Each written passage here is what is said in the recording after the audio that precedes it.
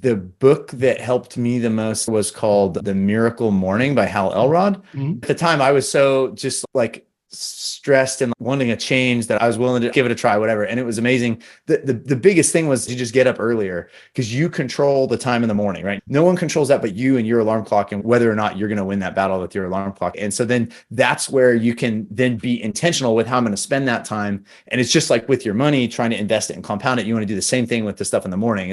You want to then invest that into learning whatever it is you're going to learn to free up more time in the future, whether that's how to invest in real estate or whether that's some new skill for a business or a new career or whatever it is that maybe it's just investing the time to figure out what that thing is, right? What is the direction I need to do? You can learn anything in the world in books, but you got to have the time to read the books. So that was the one book that unlocked all the time where I could read all the other books and then learn how to do the things that I wanted to do.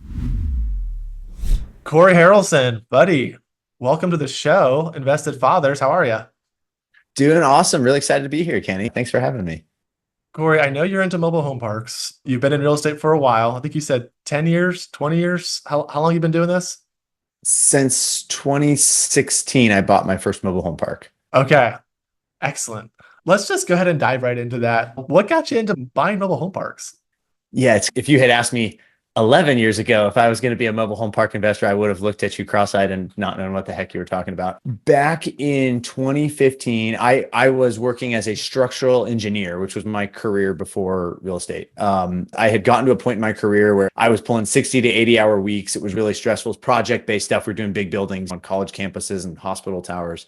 And I had my first kid, Max, in 2014. So he was about a year old at this point, and I was just feeling like I was missing seeing. I was never there. I was always working. And there was one particular week, it was a week straight, where I literally didn't see him awake. I went to work every morning before he woke up, and when I came home at night, he was already asleep, and then I would just wake up again the next day and do it again. It was this really big push. And it was then about a week of that. It was on Sunday, I think maybe around 5. And I was like, screw this. I'm going to go home and at least give my kid a bath and put him to bed. And so I go to take him away from my wife when I get home. And he looks at me like he doesn't even know me. He is total stranger danger, clawing to get back at mom, screaming, crying. It was awful. And it broke my heart. And at the time I was 34, 35. And I knew nothing about real estate, nothing about investing. I didn't know any. I just, at that moment, I made up my mind. I've got this. I can't do this till I'm 65, and I can't live like this. And so I started looking for something different. And then somebody gave me that Rich Dad Poor Dad book that seems got everybody into real estate. And so I read that, and my mind exploded. Like, assets that pay you. Oh my, you can divorce your time from your money. Like, what? Why did I have to read this in a book? It's not that complicated. But yeah, so that's what really sparked my wanting to go into real estate. And then my wife and I decided, okay, we're going to do this. So we were looking for a duplex, threeplex, fourplex, which is a much more conventional type of investment. And I was an engineer though, so I wasn't going to just go buy something. So I built a spreadsheet to analyze everything. And I'm looking at a bunch of deals, and the numbers, just even back then, the price to rent ratios and everything, like the price you had to pay for something versus the rent it was going to bring in, were not great. And so I was kind of getting discouraged, and I actually stumbled across a mobile home park that was listed on Craigslist of all places, a little 9-lot thing right down the road from my house. And I punched that in my spreadsheet. The numbers looked way better. And so then we ended up going down this rabbit hole. I actually took a buddy, the only person in the world I knew who invested in real estate, my buddy, Matt. I took him out for a beer and said, Matt, I'm thinking of doing something crazy and I need you to talk me out of it. And I was like, I'm thinking of buying a mobile home park. And he goes, no, these things, I know guys who do that. They're cash cows. So then we dove in. That's how I got into the mobile home park stuff. This is such a great story because we started with young Cory, 60, 80 hours a week, doing what you're supposed to do in your mind of just grinding. Have a wife, now you have a kid, and you're seeing this huge problem, and you're just like, and that, I'd say, last straw moment of your kid looking at you like you are stranger danger, just was like, something has to change. I think, and then it was a series of the book, education. Right. Yeah, there were some squirrely things in there, right? Like I was looking at, do I do a different career? Before I knew about the investing thing, it was like, is there another career that would be better? I was looking at all kinds of other things, but yeah. I think if I could dive a little deeper into, you talked about taking your friend Matt to get a drink and, hey, talk me out of this. Because I experienced that same thing where I was looking for something different. Real estate looked like a potential option, but I just needed a little like nudge or maybe some affirmation from somebody. But at the end of the day, it was like, okay, I'm going to take action and do this thing.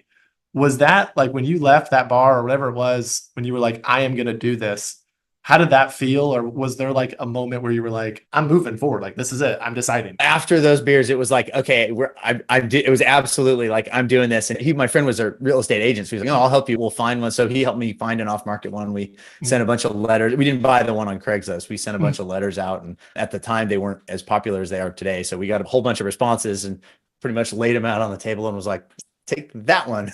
It was pretty exhilarating and scary at the same time. It was like half of me is, what the heck am I doing?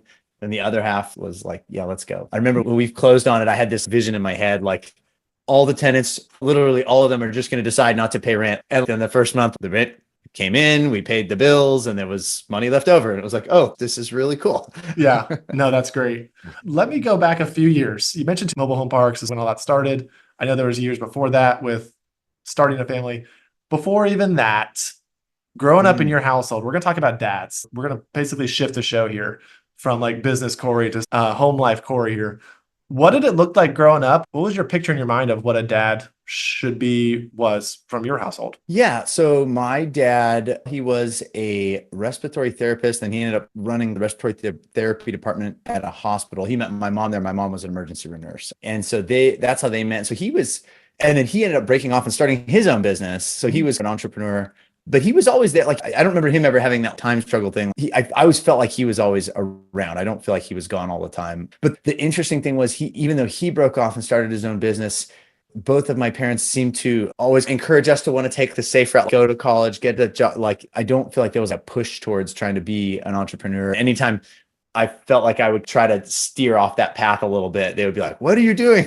Like, you have this great job. It was funny that way, but no, he was great. He was great and still is. And for me and my brother, we took family trips all the time in the summer and did all the sports and played baseball with him in the front yard and all the things. So yeah, he's awesome. No, that's great. Obviously you were a structural engineer man for a while and working 60 to 80 hours a week. So you had an inner drive in you.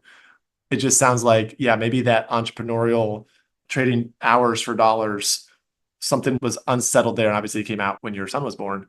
How many kids? Do you have 2 kids now? 2 kids. Yeah. Max and Marcus. They're 10 and 6 right now. Excellent. Okay. So let's move then to, we have a little better understanding of what it was like at home. Now, as a dad, you've decided, I don't want to be the dad that's always gone. I want to be more available. Mobile home parks. Hey, this could be my ticket out of some strapping of time. What does fatherhood look like today? What's it like in the Harelson's household? It's fun. It's busy. The kids, it's crazy. Like every age, it feels like things change and they get more fun. And you lose something that was a hard part of parenting, but then you add in something else. Both my kids do jujitsu. So they train actually a lot, probably at least 4 days a week, sometimes more. We've had them in the other sports and everything too. And I do that as well. So that's something that we do together. Then we try to take some trips in the summer. And then I guess more of a day-to-day basis. What I like about having my own business now is I love the real estate stuff. Like, I don't necessarily want to stop because I actually really enjoy it, but I'm able to design my day and my life the way I want it. I've got when the kids are home, I try to shut down. I try to put my phone in the other room turned off. And I'm really bad at that piece of it. So I'm really bad. If my phone's around, I'll be looking at it instead of focusing on my kids. And so I figured out, I give my kids, I always read, I'm reading like novels with both of them before bed every night. And so they get one little square of chocolate when we read our book at night. But if they catch dad on the phone after 7, if they catch dad looking at the phone, they get extra chocolate. So I turn my kids into the phone police to hold me accountable to turning the phone off and being present. So there's one thing that at least for me works well. Man, what a nugget of wisdom here. I hope all the dads heard that. Cory's you're incentivizing your children to help you stay accountable with this. Yeah. I love that. But then they start to get tricky and they're like, hey, dad, and they'll ask me something like, can you go and ask Google?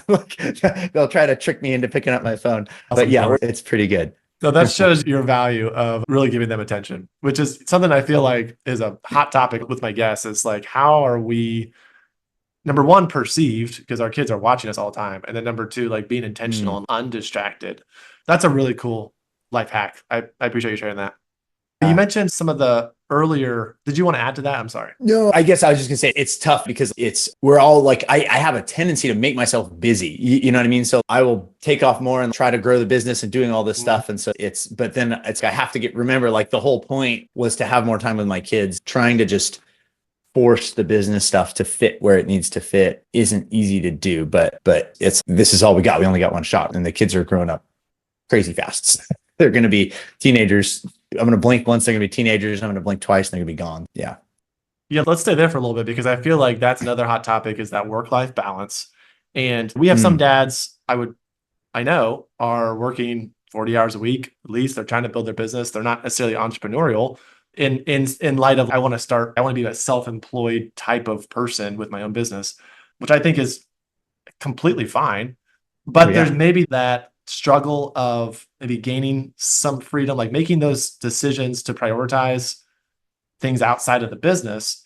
Give me some things. Actually, I think what would be helpful is if you could share maybe one of the lowest spots, like as you've started the mobile home park business, you're growing the business. There's seasons of, hey, we got to get this thing going.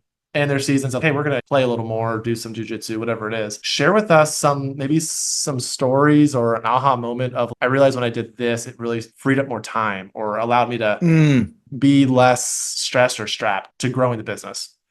Yeah. Yeah. The whole thing is really about was originally at least about freeing up time. So the biggest thing that helped me there, because I was working so much, and then I didn't want to just say, I'm going to grind for 5 years and then hang out with my kid. So it's like, how do I even fit in enough time to learn how to do this? So the book that helped me the most there was called The Miracle Morning by Hal Elrod. And it was like but at the time I was so just like stressed and like wanting a change that I was willing to, I'll just give it a try, whatever. And it was amazing. The biggest thing was to just get up earlier because you control the time in the morning, right? No one controls that but you and your alarm clock and whether or not you're going to win that battle with your alarm clock. And so if you get up early, whatever time you need to normally be getting up, instead of just getting up just in time to get in the shower and rush into the day, and now you're at work and you rush and you come home and now you've got a little family time.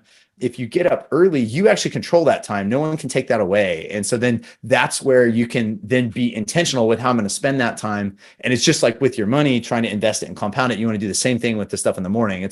You want to then invest that into learning whatever it is you're going to learn to free up more time in the future, whether that's how to invest in real estate or whether that's some new skill for a business or a new career or whatever it is that maybe it's just investing the time to figure out what that thing is, right? What is the direction I need to do? You can learn anything in the world in books, but you got to have the time to read the books. So that was the one book that like unlocked all the time where I could read all the other books and then learn how to do the things that I wanted to do. Oh, that's awesome. It just out of curiosity, I always love asking this question. Your morning routine, you have the time, like there's no distractions. Walk us through a normal Cory morning, if you don't mind.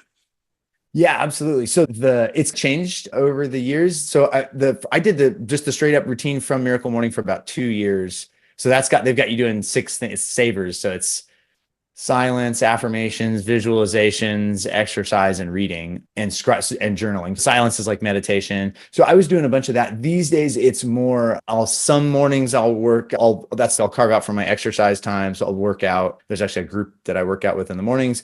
And then when I'm not doing that, I'll try to block out an hour and just read. So that's my kind of nonfiction, like reading some book to try to learn some new skill or something I need to improve at. So that's my reading time.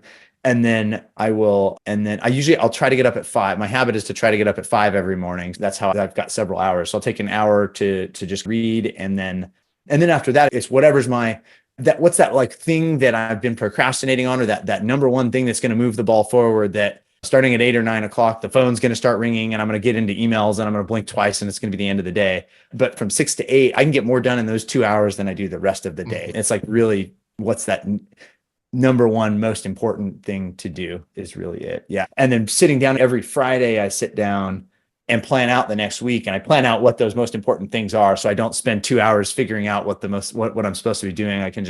I know, I need to be looking at these new deals or whatever the case may be that I need to be doing. Then when it comes time to do it, I can just sit down and really focus when the rest of the world's still sleeping. That's awesome. Yeah, I've been working out in the morning, try to meet my buddy at the gym at 5:20. And there's something so invigorating about just driving to the gym when it's like dark, there's no cars on the road, a few here and there. And you just feel so, I don't know, everyone's sleeping and I'm getting this done. I feel great. Not that sleep is bad, but getting that early start is great.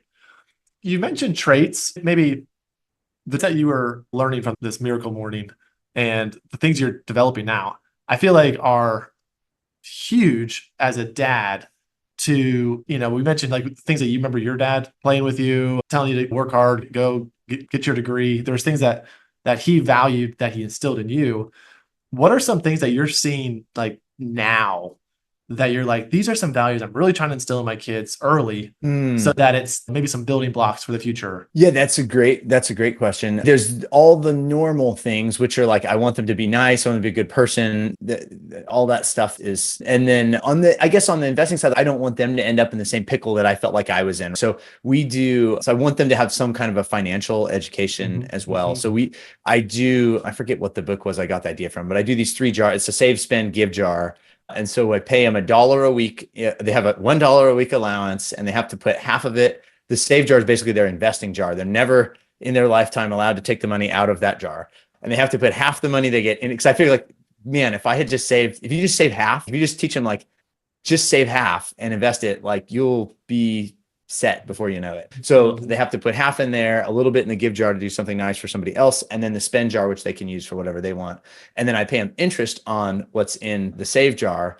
So I pay them. So then, and interest, so any money they get, if they work, if they go do a chore or something for extra money, they have to put half in the save jar. But the interest, they can do whatever they want. That one can go all in the spend jar, or they usually will do some give jar too, and they'll do something nice with that. But yeah, so trying to just, and then they start to figure out like, oh, the interest is adding up here. So it's pretty cool. Like I've seen the light come on with both of them, where there'll be a period where they're like, oh, I'm just putting all the interest back in the save jar and then compounding it. And so yeah, it's pretty cool. So my older kid, he's around a guy, he's built it up at just $1 per week. He's got like $900 in there now. And it's pretty, it's pretty good. I pay him 1% per week, which is better than they'll get in real life in just about anything. But because I want the concept to sink in. But yeah, so that's pretty cool. So I'm trying to make them a little smart. Like I don't want them to have to wait till they're 35 years old to figure that out, like I did. So. And $900.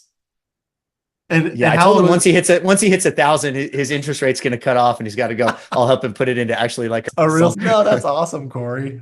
No, that's great. I love that. Great answer. Let's go to traits. Hey, I like this question. What's one of the best parts about being a dad right now? Tell me a story of rather a time where you maybe just had a warm and fuzzy inside, or like you mentioned, an aha moment of them understanding like financial stuff, but give me something that's happened recently that you can say like this, or not even recently. What's one of the best parts about being a dad? One of the best parts, the cool thing about being a dad, it's different in every phase, but right now, my kids still think I'm cool. They're still confused and think I'm cool. At some point, they're going to get to a teenager and they're going to become teenagers and figure out the truth. But they still think dad's cool. They're still excited to tell me things about their day. And like my younger one still wants me to sing to him before bed and all this stuff. And then I guess the other thing I would say too is it's really cool. It's amazing how fast they learn things. Like it just blows your mind. Like they're like in the jujitsu stuff that they just started, and then it's size wise, I'm bigger than them. But if we were the equal size, they could kick my butt, man. They're really good. And so it's just fun seeing just 2 weeks ago, they couldn't do that. And now they can. They learn things so fast. They've been doing like jujitsu tournaments and stuff lately. And it's, oh, my kids are good. Like, this is fun. It's stressful, but it's fun. Yeah. And then, we go mountain biking. Yeah. My older kid can go on like full on mountain bike rides with me now, like rocky trails, pedal up 1,000 feet and ride down, and like real rides. And just a couple years ago, he was scared to go down a little 10-foot hill. So it's just so cool how much how you can like see the change. It happens so fast. Yeah. You made me think about something. One of the things another common theme I know that comes up a lot with dadding, I want to be able to connect with my kids or open up a space where they can talk to me. And of course, the age group is key there, because you got your 6-year-old. Is that the younger one? Yeah, 10 and 6. Yeah, so the younger one's 6. Yeah. He wants you to sing to him. He thinks you're the coolest person in the world. They want to like, and he's always trying to trick me. Always trying to trick me. So he probably loves that. And then as they get older, there will be maybe some distance, but not necessarily has to be, just it looks different. What are some ways that you've seen in their current ages a space where they can really have like a connection with you? Have you seen that? Maybe bike riding, or like you joining this jujitsu class? Because there's been a story that you felt has been a success, and wow, because I did this thing, we're just really growing so much closer together. Yeah, the jujitsu is really it. And the mountain biking's been fun. The mountain biking's awesome too. Yeah, just finding things that you can do together, I guess, is really it. So like the mountain biking's super fun when I go with him, especially my older kid. My younger kid still, he's just figuring out how to shift gears right now, but probably in 2 years he's gonna be slaying it. But yeah, we all three of us train jujitsu together. And so it's pretty cool. They'll after practice, they'll be like, oh, I submitted this kid with this thing. Oh, and I'm like, you got to show me how to do it. I don't know how to do that. So yeah, it's pretty neat. Like that, just having some kind of shared something, right? So it's really been the mountain biking, the jiu-jitsu. My older kid, he's 10, so he's old enough for hunter's ed. So I'm taking him hunting for the first time this year. So I like to try to put a little meat in the freezer. So that's going to be super special being up in the mountains with him. So that's in about a month. So haven't done that yet, but really looking forward to that. Yeah. That's awesome. I was never a hunter, but I feel like those that are doing like mountain biking, jiu-jitsu, hunting, like all those things sound like just formidable memories and like moments that they're going to remember forever. And just let me shift it a little bit with you have your experience with your kids, and I'm sure you've talked with neighbors or other jujitsu parents or maybe other like real estate people on how they are also maybe handling fatherhood here and there.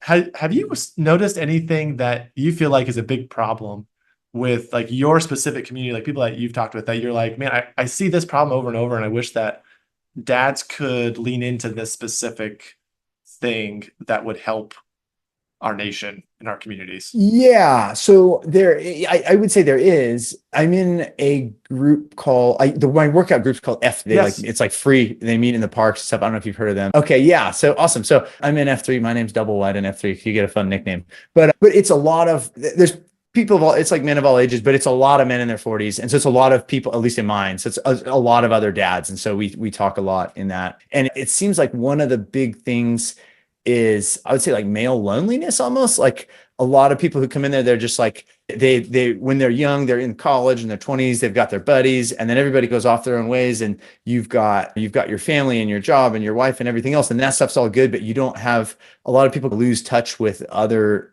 fathers to connect with. So I'm really fortunate. Our neighborhood's it's a cool neighborhood. Like the kids bike everywhere and it's pretty neat. And so a lot of the dads get together. So there's some dad group stuff, but it does seem like you have to be a little bit intentional about finding like other adult, like people that are in your same stage of life to meet, because it's all my other friends from when I was younger. We still stay in touch, but we've all scattered. And it's really, you don't have that natural, like as much of that natural, like mingling thing where you can actually like meet other people, I would say. So that would be it. Like kind of the nail on, like a lot of people, when they come into the F3, there's, oh, this is amazing. There's like other people like that are in the same boat that I'm in, and I can actually talk about stuff. Yeah. No, I totally agree. I feel like you go, even jujitsu, like my son did karate, and you see all the parents, they're all sitting there, they're on their phones, and there's just this disconnect of, hey, you're a dad, I'm a dad. Let's talk a little bit. How you doing? And tell me about your business and what are your kids into? And if you're not really being intentional with those types of conversations, you can go to the job, come home, take care of your kids, and like you said, you go to the karate thing, but you're just on your phone your whole time and you're not actually talking to anybody. And yeah, I think that's the thing that not necessarily like missing for everybody, but it's not. When I went to college, you throw a whole bunch of people who don't know each other into the room, like you're going to just meet and make friends, and you don't have that same kind of a mechanism. So you have to be intentional, I feel like, about just finding a group of peers that you can hang out with and talk to. Yeah. No, that's great. I think that's part of who we are. I believe that God made us designed to connect with people. We're not just individual silos that have your own job and your own family, and that's it. And that's your mission, is just take care of you in this little group here. And it takes a village to raise a child. And I love that. Like, it sounds like the neighborhood has some, I don't know, they have some buddies in the neighborhood. Do you guys have some? Yeah, it's a cool, I love our neighborhood. Yeah, it's awesome. It's like the historic neighborhoods, which just means all the houses are old, but there's no sidewalks there's not really like sidewalks even. So everybody's just out in the street, like biking and jogging and running, and the kids are. So yeah, it's a cool group out there for sure. And it just helps to have other people to talk to where you're like, oh, you're going through that too. Okay, I'm not weird. I'm not like Mhm, failing mhm, here. This is a mhm. normal thing. Okay, how did you handle that? Helpful. And I know working 60 to 80 hours a week, like there's not even an option to like get to know your neighbors. Oh, That's been one of my like you can't aha. even do your laundry. Like No, it's insane. it was rough. Yeah. That's been an aha moment as I've started investing is I'm now understanding like the needs in my neighborhood and like just being out with my kids, like you see people and it doesn't take long for someone to be like, hey, we're struggling with this, or man, this has been hard. And then just being an audience and obviously helping where you can, but sometimes just listening to people, you're making friends and you're making an impact in so many more people. And I love that my kids are usually with me when we're doing that because they can see, hey, life isn't all about just like video games and your own books and like school. Like we're here to be connected with people. I love that you have that kind of Put the neighborhood. screen down and go make friends. Yes, exactly.